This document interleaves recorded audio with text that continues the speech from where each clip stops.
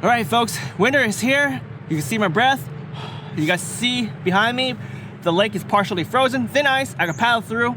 However, I have an issue, and a lot of people have the same issue who uses Daiwa reels.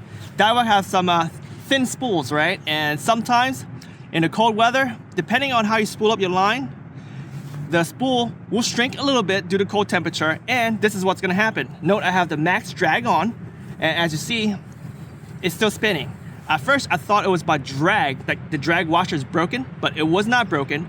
Well, actually it was, but I replaced it, and it's still doing this. So I'm actually looking close, really close to the reel, and if you actually see it, I probably have to do an overlay.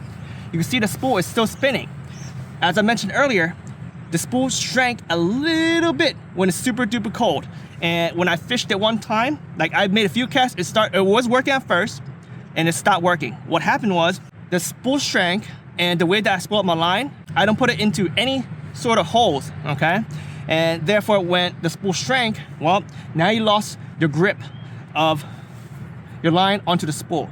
The solution is very simple. You cast it out on a vessel, right? I have my kayak. This is on my kayak right now.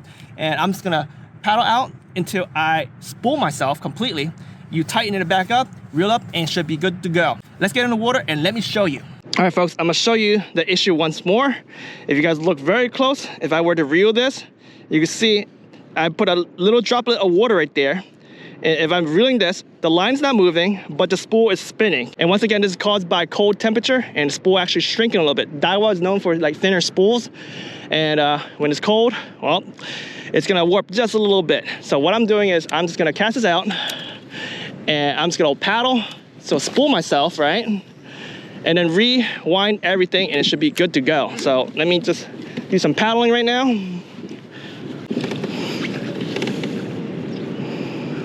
Here we go. All right, turning my kayak, and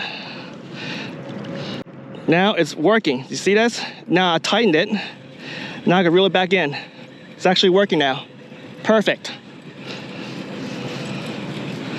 So yeah, if you actually run into this issue, just spool yourself on the water, as I've shown. Tighten a little bit more, reel in, and it should be good to go. Hope you have found this video useful. If so, smash the like button. And I'll see you guys next time in the water because the fish don't wait. Ice kayaking air sport, let's go.